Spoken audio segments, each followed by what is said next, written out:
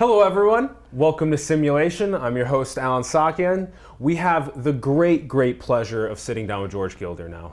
Thank you. Well, it's great to be here, Alan. Thank you for having me here in this inconvenient time. It's super convenient. But we'll have some convenient truths expounded during the course of it. Yes, we will. And we're here at COFES Institute, very grateful to be partnered up with them, Congress on the Future of Engineering Software. George gave a talk earlier today. We're very fortunate to have him speaking here.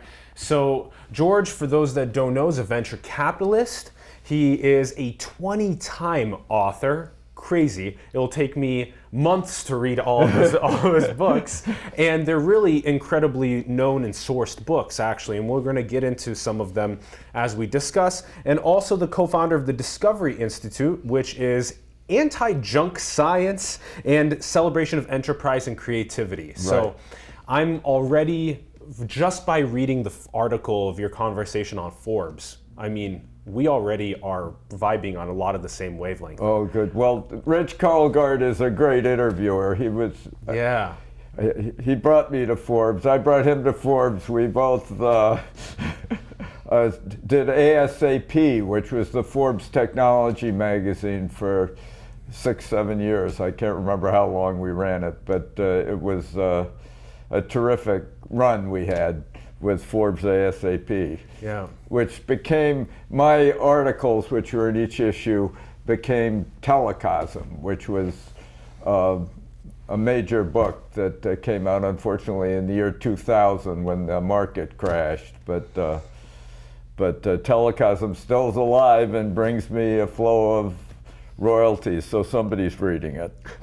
And George also ran, did you run a 5K today or did you run 10K today? I ran 2 5Ks. Today, I ran one in the morning. I got to be on a plane all night tonight, so I thought if I ran a 5K tonight. But I ran the 5K in 28 minutes, which is reasonable for a 78-year-old fart like me. Wow, that's under 10-minute miles. That's and 9-11 miles. Those were. That's fantastic. Very few people can say that they can do that. Well, excellent. That's going to keep you in great health, and we need you around longer to be talking about the things that you're talking about. So maybe we start off by talking about information theory. Yeah. Teach us about this. Well, information is critical to capitalism. My assertion is that capitalism is not chiefly an incentive system. Everybody wants to talk about carrots and sticks and incentives in capitalism, but that is not the heart of capitalism. Incentives are ubiquitous. Everybody has a pattern of incentives, but capitalism is chiefly an information system. And information, under information theory, is developed by Claude Shannon chiefly, but with lots of precursors and followers like Gregory Chaitin and others, shows that information is surprise. And can we compare this to the Rube Goldberg machine? What about the Rube Goldberg machine? Because I just love that. Do you know what a Rube Goldberg machine is? A crazy contraption with all kinds of bizarre connections, and government is mainly a Rube Goldberg machine, and it. Because that surprise or that innovation or that creativity comes from these Rube Goldberg moments.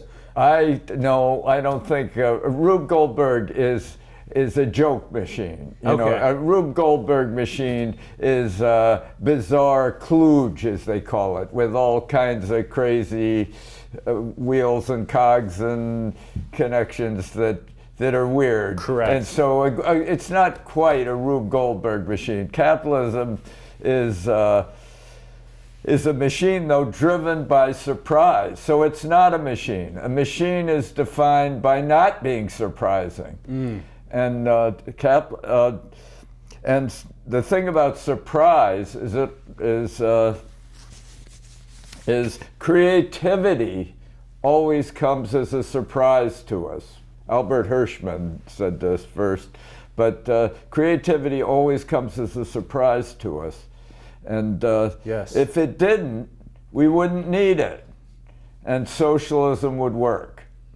But one of the big problems in Silicon Valley, the Google philosophy, as I say, believes that the human mind is somehow a machine, a meat machine, as they describe it. But a machine, by definition, can't produce surprise. And the essence of the human mind is creativity and unexpected outcomes, unexpected insights, imagination. Imagination allows you to conceive of contraries, of counterfactuals, of new things. It's a machine can't do that. A machine can they can imitate it by introducing randomness to the machine, but that's not creative surprise. Randomness is subtracting order rather than actually is subtracting information, subtracting knowledge. And the essence of the thesis is that all wealth is essentially knowledge. And if wealth is knowledge, economic growth is learning. And this is really what I show in Knowledge and Power. That wealth is knowledge, and economic growth is learning. Yeah. If you consultants, business consultants make a rich living on the learning curve.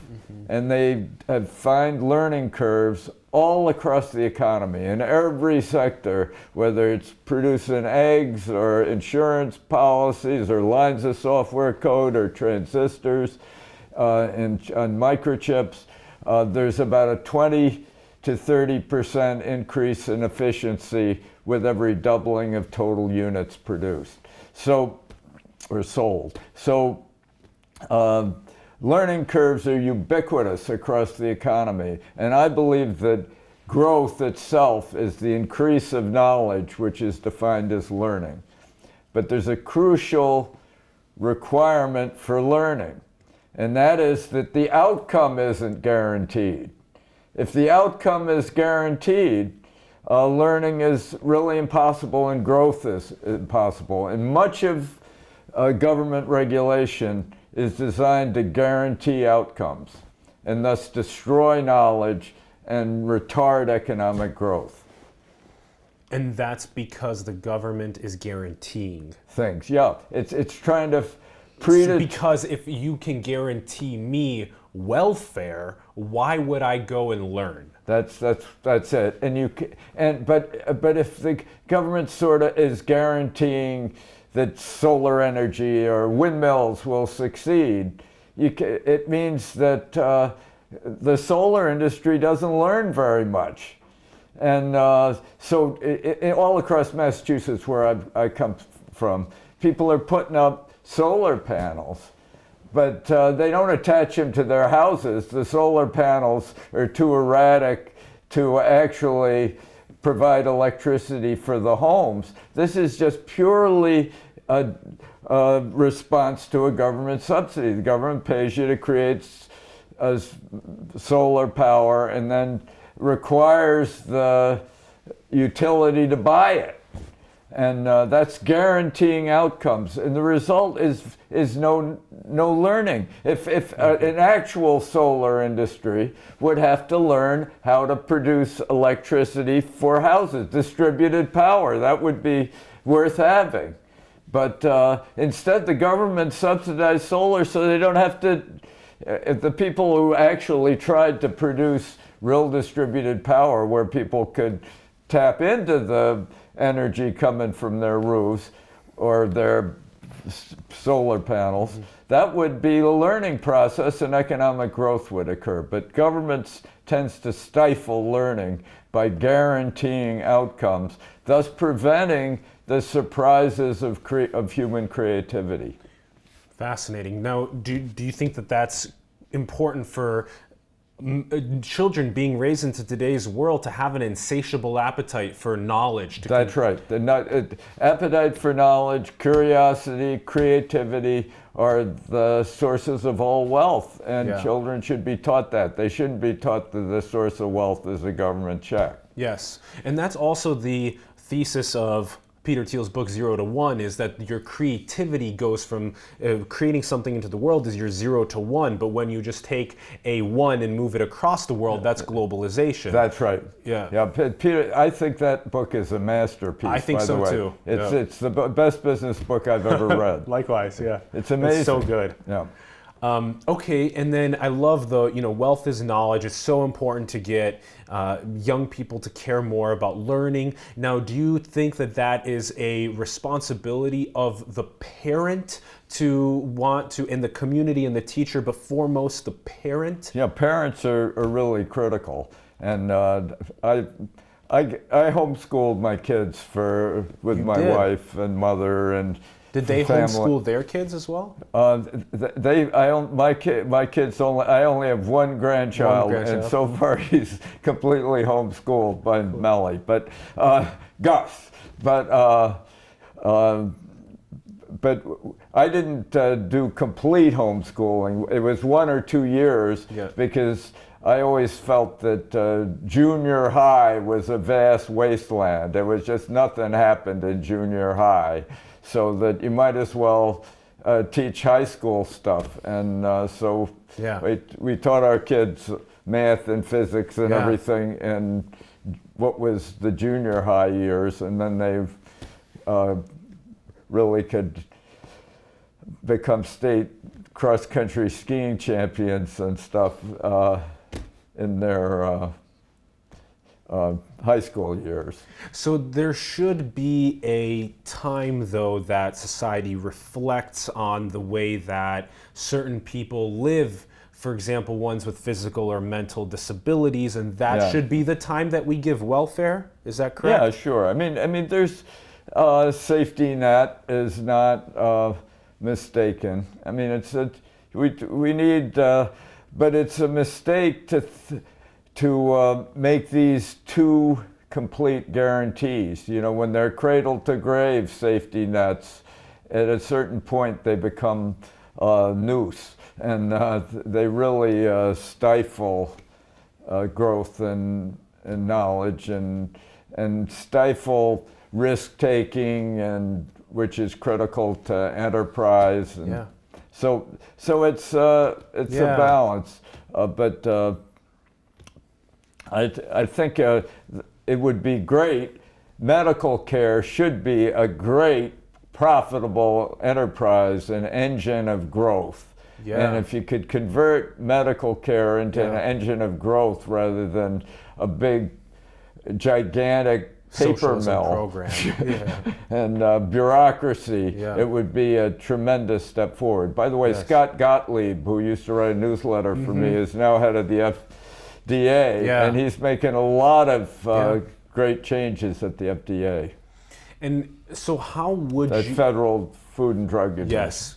How would you see different industries like healthcare, the food system, the education system, all these different in many cases, systems that have been around for a very long time, not like today's blockchain and cryptocurrency trend, but we'll get there. But as we talk about these food and healthcare and education systems, how would you see those being maximized to their fullest potential? Well, I mean, you could abolish the Department of Agriculture with a tremendous good effect. New Zealand experimented in this way. And then I think it was the 1980s, their economy, which had been the third most prosperous economy in the world, reached the point where they were importing food. They couldn't even feed themselves in New Zealand, and they were dominantly an agricultural society. A labor government took over, of all things. Oh, I have to say the quote that I learned from you about if you build canoes and then you go fish, and then over maybe a century, there's nobody left that knows how to make the canoes, nobody taught that down the lineage. So now all of a sudden the canoe's broken. You don't know how to make canoes anymore, and so that happened with agriculture. Well, agriculture and that's what happened in New Zealand. They forgot how feed themselves because the government took over agriculture. 45% of agricultural income in New Zealand was from government programs.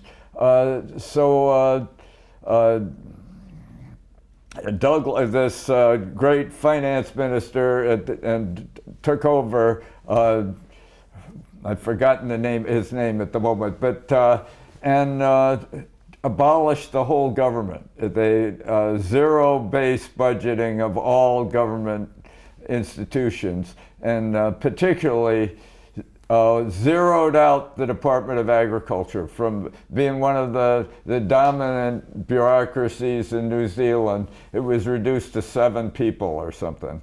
And the result was that New Zealand within 5 years became the most successful agricultural economy in the world. And within 5 years, which is immediate turnaround, and they ended up competing with the Wisconsin dairymen in dairy products in Wisconsin and getting sued by the Wisconsin agricultural people for unfair trading practices from New Zealand. They had scores of different kinds of cheeses and different textures of butters, and it was just amazing feat. And all across New Zealand went within amazing short time from being a pathetic laggard in the world economy to being the most vigorous country. And this comes down to thwarting innovation when people hold back. And if you guarantee everything was, all the prices in agriculture in New Zealand was guaranteed, so there's no learning, so there is no economic growth in New Zealand for decades. So that's the big thing then, is to not impede innovation, to not impede creativity, especially with regulations. Oh yeah. I mean, I had a company that I helped start and was on the board that used carbon nanotubes to filter water. And they could made a straw that you could put in a septic tank and drink pure water out of it. And these straws were used by special forces in Afghanistan and Iraq. But the EPA ruled just casually one year that carbon nanotubes resembled asbestos and thus were a probable carcinogen, and they banned the use of carbon nanotubes for water filtration for consumers in the United States. So this company was just casually put out of business overnight. You know, if the government rules you can't sell your product, unless you are a rich company, you can't compete with that. And that's how regulatory overreach stifles economic growth. I didn't, you know, I always said it, but I never really felt it in my gut until the EPA ruled that carbon nanotubes, one of the great American inventions of recent, or discoveries of recent decades, was illegal to sell to customers, to consumers. It was, and I'm still amazed by it. I don't know, there is no argument. Yes, carbon nanotubes in some way, in size and shape, resembled asbestos, but asbestos shouldn't have been banned either. Asbestos could have been handled much better than it was. You know, it became a complete scandal that actually destroyed the American chemical industry. 36 major chemical companies went bankrupt as a result of asbestos litigation. And nobody ever proved, you know, if you were in a mine sucking in these fibers, if they were the wrong kinds of asbestos for years, you could get mesothelioma, whatever the hell it's called. But excuse me. But but it became this legal engine was unleashed by government that that destroyed the American chemical industry, and nobody could stop it. It's still going on. Yeah. There's still lawyers with billboards across this country soliciting cases of people who have some passing relationship with asbestos. Asbestos is great. It stops fires. Fires are bad for the environment, among other things. So, George, as California should know. Yes, absolutely. So maybe now teach us about a couple places around the world that you think do a pretty good job at the way that they balance innovation with government regulation. Yeah, well, Israel is the prime example. I mean, Why? Why Israel? All of the major American companies now have substantial R&D investments in Israel. Intel is really an Israeli company in disguise. Ever since it was founded, it's been dependent on Israelis to make major contributions there. They have wafer fabs and design centers that have produced many of their top microprocessor products. Why is it so attractive? Why is Israel so attractive? Israel's real. It's real. Israel understands that that life is real. You can't, if the government screws up the Israeli economy, Israel dies. And so Israel operates under the gun, and so they understand that if they don't develop technologies, they'll end up extinct. So Israel has a reality principle that escapes all of us who think it's perfectly good to strew windmills across the country like we're Don Quixote or something.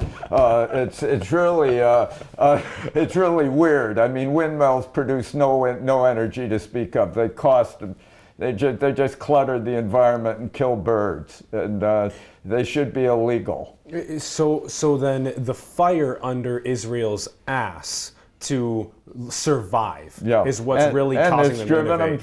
They elect Netanyahu, and he has had the fat man and the thin man, and he says the thin man was the private sector, and it was bearing the fat man on his shoulders, and was the government. And he unleashed the private sector in Israel and the finance sector. The whole thing is Israel went through the Great Recession with no years of down growth. They've been one of the as in technology, they've been the leading country in the world, certainly for their size.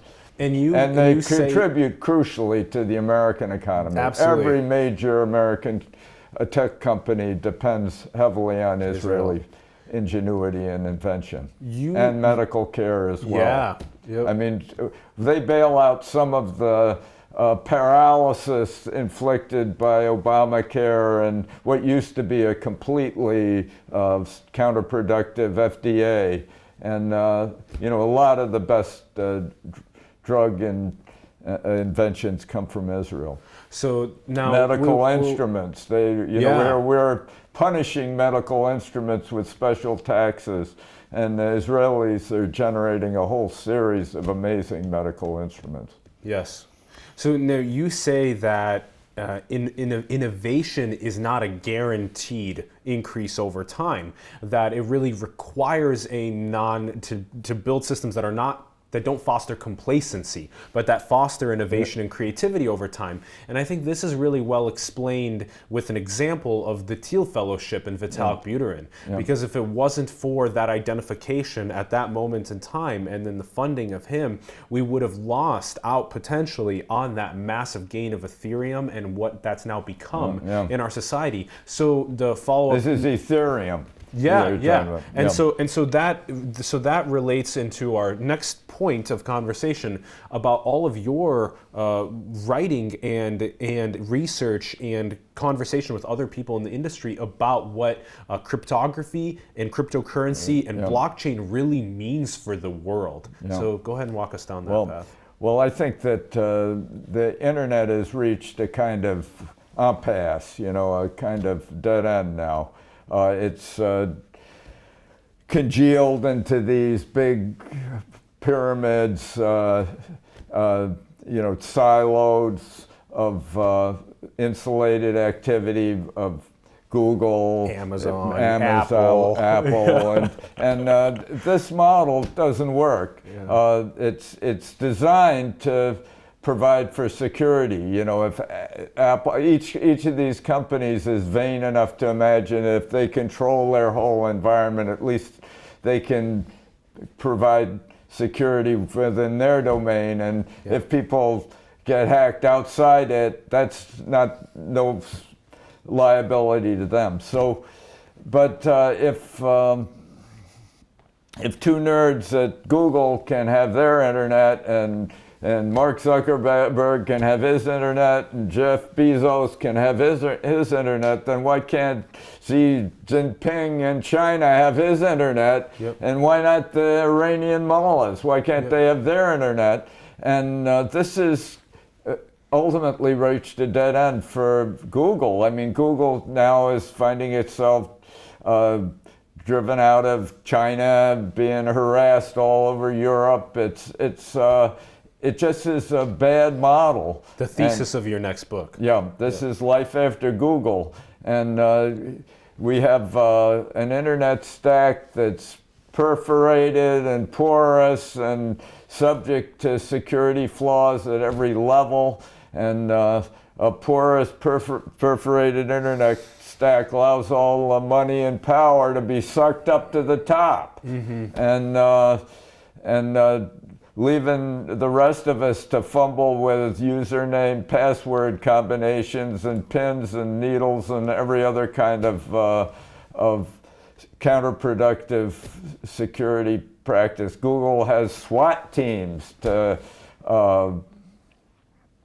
solve the security problem, but security is not a video game. Security is an architecture, and the new architecture that's being developed from the amazing global rebellion against this new sclerosis on the internet is the blockchain revolution, the Bitcoin revolution, and the cryptographic revolution. These are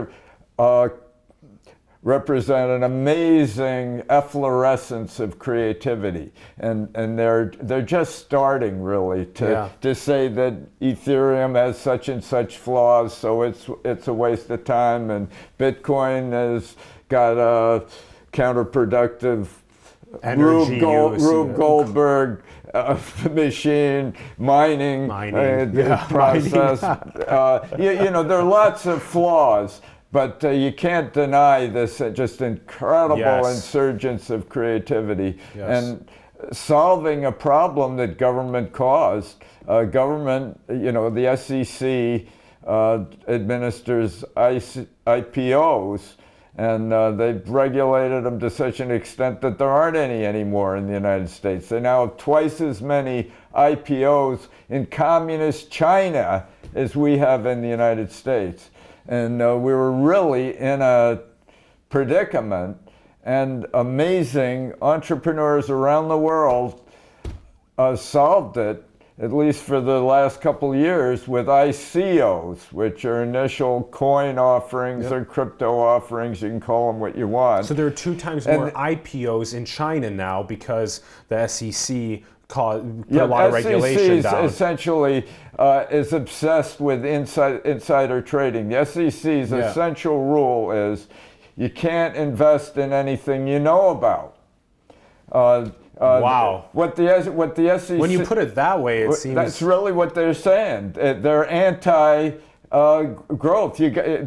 Because they got all these programs that scrutinize every possible inside advantage that anyone might have. All the trading has been driven outside. So we have what I call the outsider trading scandal, with where all the computers do all the trading, or flash boys do the trading. You can't indict a computer. And so SEC has really driven human beings out of the investment business and relinquished it to a bunch of machines, and which and you read in Barron's this week that the future is AI investing, and we've just been talking about what growth is. It's knowledge, which is based on information, which is surprise. And the one thing a machine can't do is produce surprising information. The machine is a determinist system. And I would also argue that the way that AlphaGo was playing and that it was making new moves in ways that even the professional players around the world were wondering, whoa, we've never seen people make moves that way before. So there is a little bit of creativity that's now starting to be seen in the way that... I don't think that's it. What they did, AlphaGo had this, Go is a determined bounded arena. It's not like a general intelligence is creativity. It's a bounded of course. Arena. It's a narrow AI. And it's determinist. And if you can play billions of Go games a minute or whatever it was, they played more Go games in minutes than all human beings had played in all history. And of course they exhausted the possibility space of Go with these multi-gigahertz parallel computers, and it has nothing to do with intelligence or creativity. It's computer speed. It's and that's what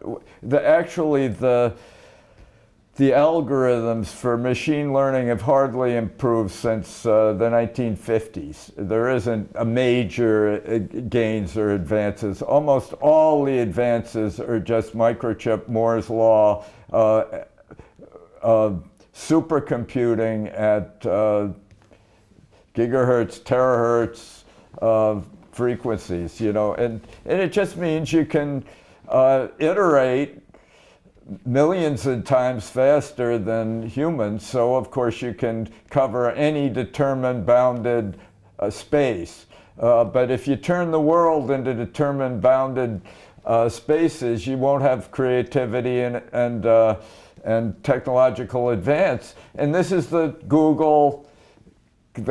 counterproductive flaw at the heart of the Google philosophy. They believe that they can create machines that can essentially obsolete human beings, and human beings should be supported by guaranteed annual income, while Brin and Page and get on a spaceship with Elon Musk and explore other planets. So maybe since we went there, before we come back to decentralization and ICOs, since we went there, you think that artificial general intelligence does not pose an existential threat to humanity? It poses no threat to humans. It poses a threat to humans if government guarantees it or makes it the prevailing system. What about a malevolent player just programming ethics stifles into it real creativity? Stifles real creativity. I mean, what about malevolent players that program the ethics to be killer? Sure. Well, they're malevolent. You can program. You can program bioorganisms to kill us all. You can program nuclear weapons to kill us all. That's not a new thing. It's always been possible to wreak tremendous devastation across the world with using advanced technologies. But if we stop technological advance, will be overrun by barbarians. I mean, Of course. You know, it's not a solution. Yeah. And the fact is, as long as in general good guys, and most of us are good guys, can advance the technologies, the good guys will always be ahead. But they won't be ahead if the government tries to ban them or suppress them. And then of course only the malware producers will really have a free arena to advance. So since we're continuing to venture here, let's explore the idea that you created in our heads, which was the Brin and Page and Musk take a rocket out to Mars and other planets. Meanwhile, all of the stupid monkeys stay here on Earth. Yeah, they think there's nothing for human beings to do. It's the same delusion that Marx began with. That's Marxism. Marxism believes that, Karl Marx believed that the first industrial revolution, the steam engine, electrical power, all these breakthroughs, the first industrial age, had solved the problem of productivity for all time, as he put it. And thus, the only challenge in the future would be distribution. It was, we had to redistribute existing wealth because no new productivity was possible. And this is what the Google philosophy is saying these days, that artificial intelligence and robotics and algorithmic biology and all these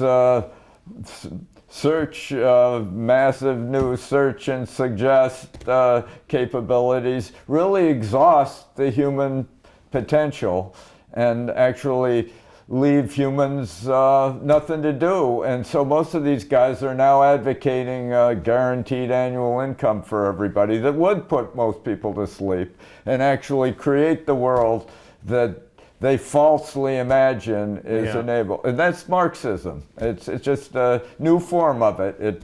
Each generation exaggerates the significance of their own breakthroughs. Yeah. So over time, you're following the Pinker argument that everything's slowly rising up, and that even though information technology is kind of exacerbating the wealth inequality that's currently happening. Yeah, I don't even really believe that. I think what creates the inequality was this vast scandal of money that I described in my book, The Scandal of Money. Tell us a little about it. Well, currency, people don't like the gold standard or a Bitcoin standard or some kind of settled standard for money based on the real scarcities in nature, and they but they don't face the total failure of the global financial system with its which gave us a 10-year Great Recession, while currency trading rose to $5.1 trillion a day of currency trading.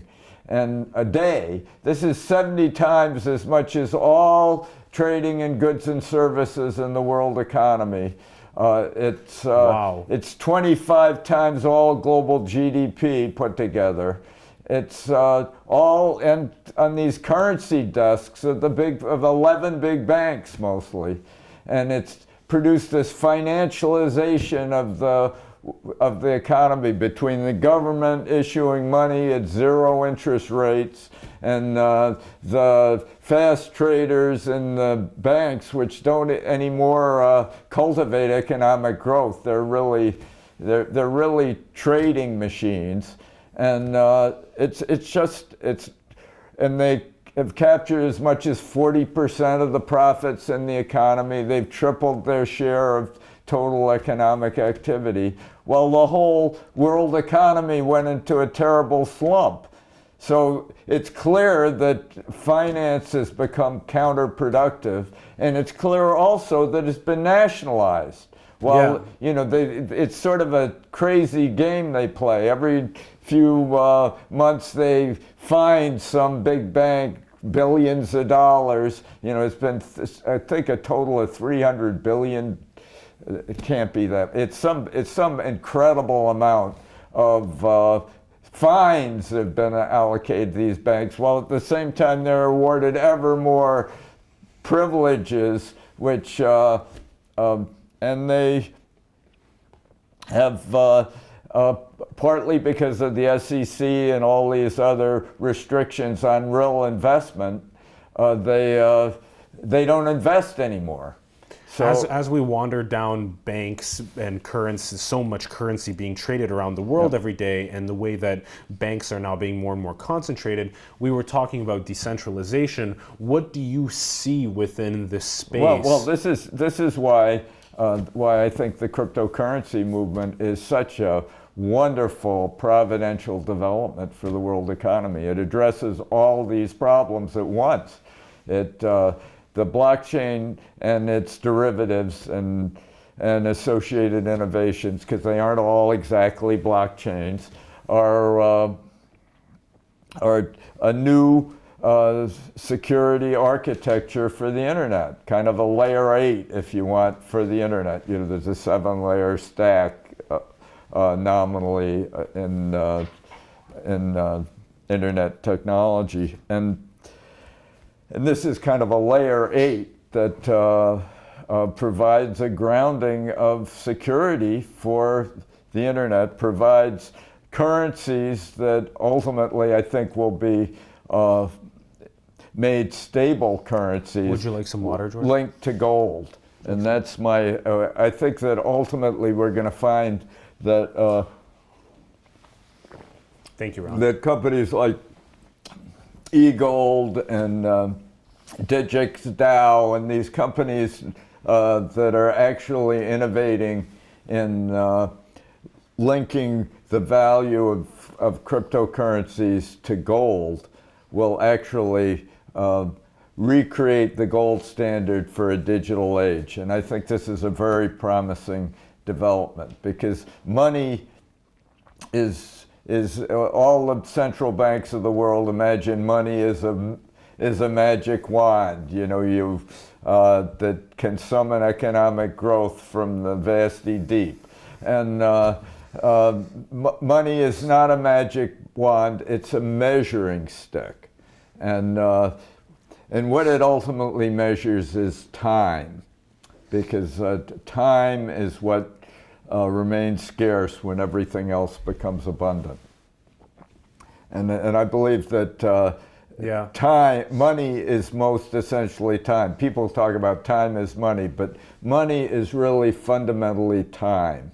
Mm-hmm. It translates the real scarcity in all our lives into the economy. If you imagine a barter economy with nothing but trading goods and services back and forth through barter, you realize that the time to produce an incremental unit would determine essentially its value. And it seems to me that what money does is translate the fundamental scarcities of time into the economy. Yes. And what Google does, and having all its products free, is to try to escape the constraints of time. Money translates time into the economy, makes people have to make real choices with no guarantees, which permit learning and growth. Google gives away almost all its products. It's kind of reaching down past the wallets of its customers and seizing their time directly, with people looking at their cell phones for 80 hours a week or something. I mean, they're amazing figures for what at the time kids spend on their smartphones, and it's using free apps from Google half the time. Money is time. Yeah. And it's liberating. It gives it's liberating. And time is real. Time is the most real thing in the world. And we can sense that in subjective experience through death. Yep, death is a bad. Well, that's one of the problems with Bitcoin. Is time runs out with Bitcoin. Bitcoin has a cap, and so it's like real money operates in real time, which extends on into the future. It's so Bitcoin scarce only at has any 21 particular million total. Well, but Bitcoin is capped, which means as it approaches its cap, it produces all sorts of financial distortions, and they got to change that, or it can't be a measuring stick. Unless it can't be a real form of money, it becomes some speculative instrument, but not a real form of money. All right, and let's address this. I think this is an important one to talk about with you, is with we mentioned this earlier with Thiel's book, 0 to 1. It seems as though a lot of people are taking whatever is created from that 0 to 1 and just taking that 1 and distributing it across the world. Probably most commonly seen today with the way that China takes the intellectual property of the United States and brings it into their country, and as well as other places. China is now producing a lot of intellectual property. This is sort of old news. Okay. And I think it's, blame people for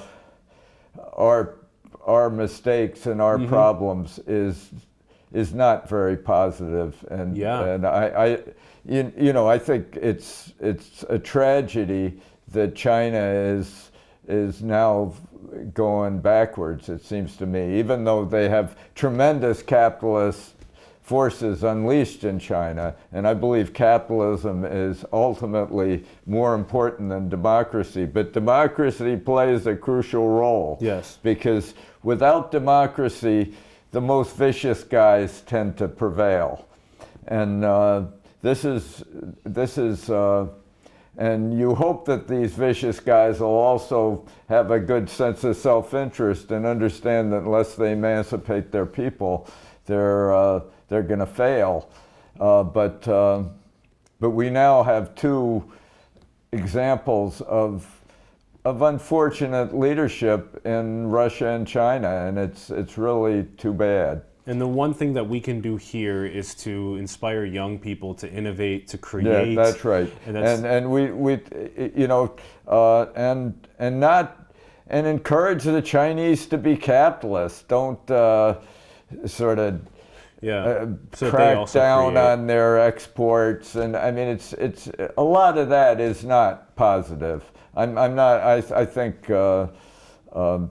Trump in the whole has been a good president, but the international trading posture is kind of self-defeating. If the Chinese want to subsidize their exports, fine, we should buy more of them, and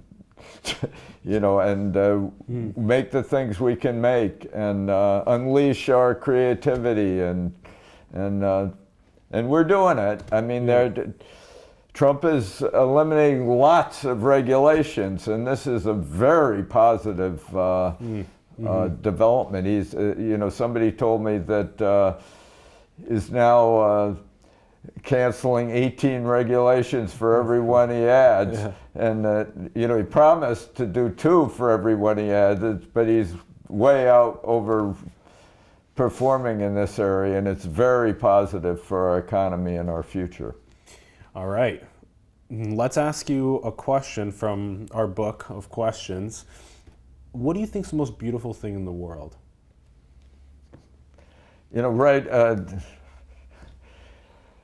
Woman's body. Yes, it is. It is. What do you want? Human creativity, I think, is exquisite and to be cherished, and the aspiration for truth, the reach toward God, are all great human impulses. Yeah. The understanding that the universe is great and providential, and the scientific understanding of it is a form of worship. What is one thing that you believe to be true that nobody else believes to be true? I think, I like to think, I agree with Peter Thiel that, that every company, pursues a fugitive position of monopoly. Unless if it doesn't have a monopoly, it should go out of business, because monopoly means that it's the only company that does what it does. Yeah. And human creativity produces new things, reshapes the world. And so I think, I certainly think human creativity comes as a surprise. You can't plan it, you can't force it, and it consists of learning. And most people haven't exactly come to terms with these propositions yet. I have... wealth is knowledge. Wealth is knowledge. I don't think... some people, a guy named Cesar Hidalgo at MIT did a very good thing on wealth is knowledge. He says when a great luxury car crashes against a wall, all its value disappears, even though every molecule and atom of material remains. The car is knowledge, and its value is knowledge, and I like that. It's think about your conversations with people, George. When you jump into a conversation with somebody, when any of us do, the more knowledge we bring to that conversation, the more we get out of that conversation with somebody else. Yeah, and that seems to be one that I think is very relatable to people just from their interactions. And then we kind of touched on this earlier, but I know that you don't typically hypothesize about such things because they're not right here on our planet. But do you think that advanced civilizations have birthed into the cosmos and that they're roaming it, colonizing star systems, that kind of a thing? No. You think we're alone in the I think we're alone. Probably. I don't see any, there's no evidence we aren't alone. And the idea that in order to escape the idea that we're alone and thus unique, and thus in some sense a singularity, that we are the singularity, scientists entertain the ridiculous proposition of infinite multiple parallel universes. There's not a scintilla of evidence of multiple universes. It's just a kind of word game played by frustrated physicists who can't explain the uniqueness of the existing universe and its amazing phenomena, including the human mind, which they can't even begin to fathom yet. They just explain it away. They say it's a machine, and that's exactly what it isn't. And this into the very last thought, because you've addressed this before in your conversations, about being in a computer simulation. You actually said that it takes humans away, all of that abstract thought, it takes us away from the principle of truth, of seeking truth and having a higher, maybe God for us to... I mean, I really believe this idea that humans are all part of some simulation to be a clinical lunacy. I mean, it really is.